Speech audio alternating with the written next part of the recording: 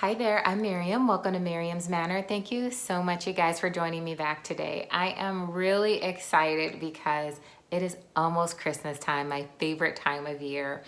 And I actually start preparing for Christmas time in September because I put a really big snow village together every year. And every year I build something new for my snow village. So this year I'm building a mountain with a waterfall. I received a comment from Jocelyn. So Jocelyn, this is for you. You had this Woodland Scenics Water Effects and wanted to know how to make your waterfalls with it. So since you caught me like at the perfect time because I'm in the middle of making my mountain now. So I'm gonna show you guys how to make a waterfall using this Woodland Scenics Water Effects. So let's go ahead and get started and I will show you how I do this. So to get started, I first measured the length and the width of my waterfall, and I've measured it out how wide it needs to be and how long it needs to be on this plate.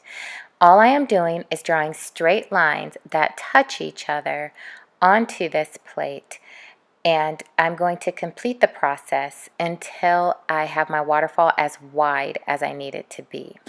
So here's a tip for you. As you can see, I'm putting mine on a glass plate because it's easy to remove on a glass surface.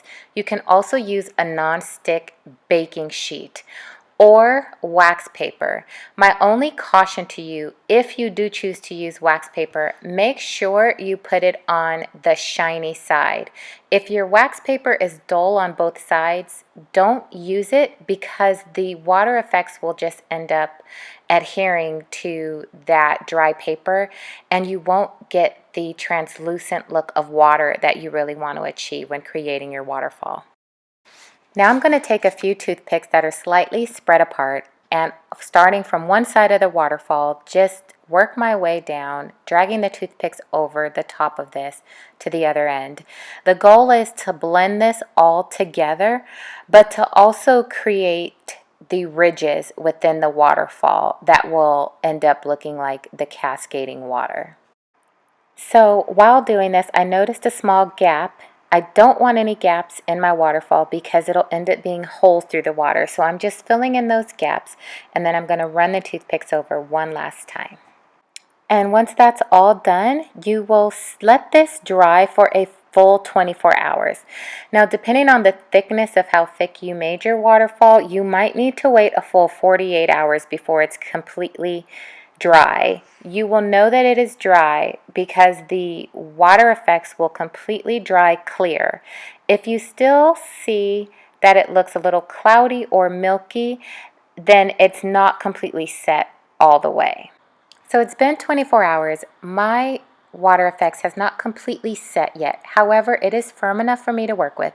So what I'm going to do now is take a cap full of white paint and a very thin paintbrush. And what I'm going to do is lightly and sporadically draw lines of paint down this waterfall.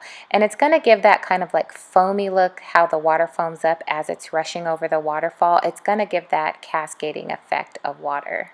Alright, so now that I'm finishing up with the paint, it is time for me to lift this to attach it to my mountain.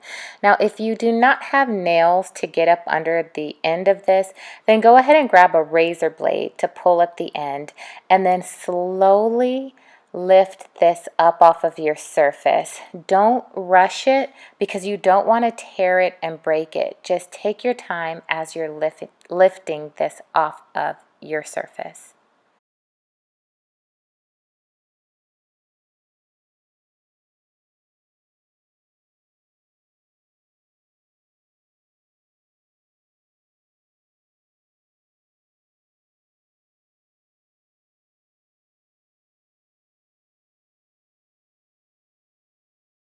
So to attach this, I'm using the same water effects product that I used to make the waterfall, and I've just put a simple line across the top of my waterfall. What I'm going to do is attach the waterfall onto this and press it and hold it in place for about 60 seconds. Now, if you notice that after the 60 seconds it's not holding firmly in place by itself, go ahead and add a little bit more water effects product, press it down for another 60 seconds, and you should be good to go with it being able to hold itself firmly in place. Now that my Water Effects has set and dry, I've taken the same Water Effects product and I've added a little bit more in peaks to the top of this so that once this dries, it'll look like the water is frothing up and cascading over the waterfall edge. Okay, so I'm going to do the same thing that I did up top to the bottom. So I'm taking the Water Effects product again, and I'm going to be using a thin, flat brush. But first, I'm just going to create little peaks with the Water Effects around the base of the waterfall.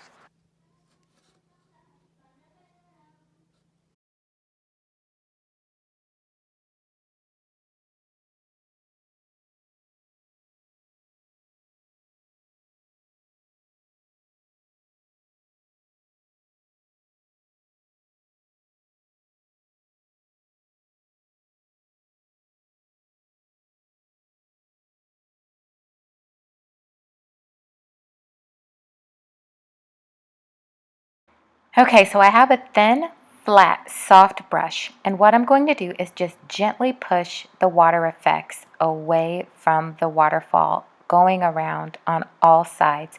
And I'm going to really work with the outer layer of this. The inner peaks I want to keep, like the water is splashing up, but the outer layer I want to gently like blend it into the realistic water on the lake and make it look like it's rippling over.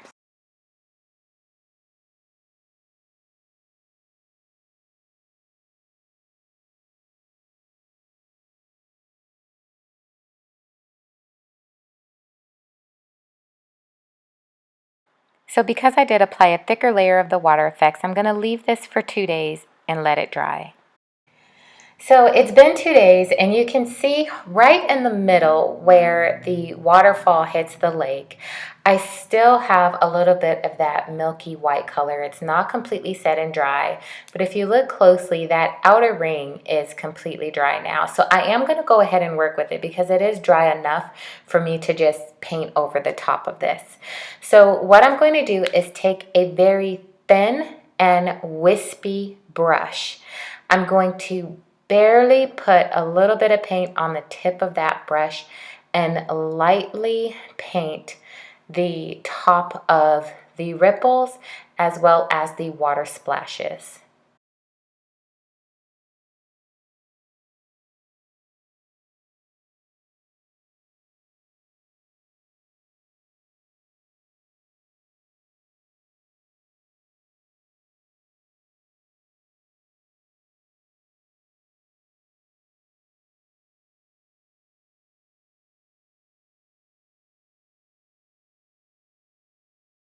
We are almost done. I'm just going to add some paint to the top of these ripples, just like I did to the bottom.